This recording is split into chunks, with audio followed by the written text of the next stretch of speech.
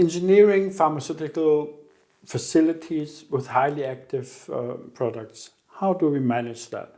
And Anuvrat Singal is here from Glad Engineering India, and Hubert Rassi from Glad Engineering in Wiesbaden. And we're discussing how to manage those questions when we are planning big facilities where highly active products are produced. Anuvrat, what's your impression there? Myself, the first thing when we get such a request from a client and we get the project onboarded into the company, we do a containment philosophy with them. We understand their process, we understand the interfaces, we see where is the containment, where it has to be managed. The earlier concept was containment, the entire facility needs to be contained and airtight, airlocked. But now the philosophy is changing. With the advancement in technology by the equipment manufacturers, it is again easily manageable. But the first thing is get the containment philosophy in the pipeline, address the issues, manage the issues, and then move forward to other engineering aspects. Yeah. Hubert, I think that's the same all over the world. You have to manage the containment and you have to do like a risk analysis of the critical processes, I think.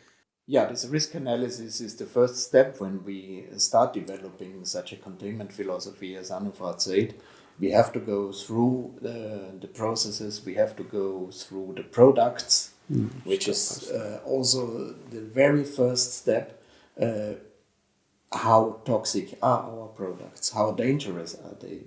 We cannot just say we want to have a contained facility. We need to see what is the requirement, and then we can see how we can solve the different issues coming up. And then we go step by step through the processes that are planned in a facility and find the right solutions. And that is then agreed with the client in this containment philosophy, and then we proceed to the real engineering of all these items. Yeah, the criticality of the process steps are different in the very beginning when we are handling the pure API, and later on in the process steps that we have with the dilution that we have, but also with the changed behavior of the material that we are handling, from the very fine powder until we have the blister also. Indeed, yes, of course. I have to handle a pure API different than maybe coated tablet, which is maybe considered to be safe already. However, there are other aspects in API production where I'm handling tons of that, or for example in sterile production where I'm discussing about different requirements. From GMP perspective, I would like to have an overpressure. From containment perspective, I would like to have an underpressure on the same process. So these are the items we have to solve then. Yeah. And the most important thing that Hubert said, the risk assessment is a tool that now we are using to safeguard the project in a way that we don't overkill and we don't underspecify. Yeah. So that is really helping us come out with good solutions which are easily deployable in the production facility. And the client sees the added value of investing time in doing a risk assessment, containment philosophy, and then jumping into the equipment technology and the other, let's say, engineering aspects. Before doing anything else, you first have to know what is the risk that I'm handling with and that I'm dealing with. If it's not risky, you don't have to do something special. But in some cases, you have to deeper look into the details to understand what's happening and how to handle this in your production, in the production. Absolutely.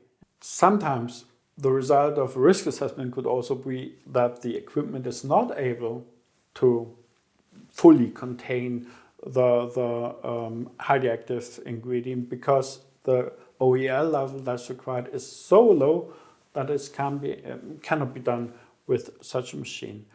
And Hubert, what's then? What will we do in such a case?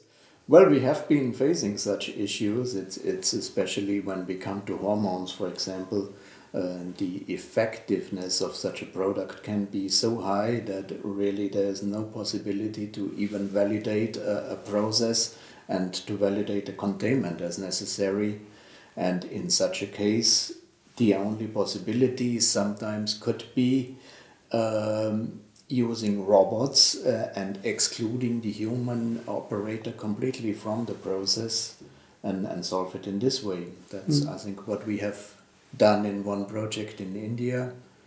Absolutely. The risk assessment tool gave us the idea that robot was the best solution to remove the operator, safeguard the cross-contamination issues, and also have a faster production. Because let us be honest, humans have a limit in terms of the speed. Yeah. They are contaminating the environment. Also, you have to control it. And having robot eliminated these boxes for our client, and he was happy to listen to us to solve this problem with a robot. Yeah. But we see that the risk assessment in the end brings us possibly to the situation that we see our equipment can't do it. It must be something else. So robots are the best solution for that. Thank you for being here and thank you for discussing this. This is for sure one topic that we will go more into the detail in one of our next sessions. So until then, stay safe and stay healthy and stay tuned.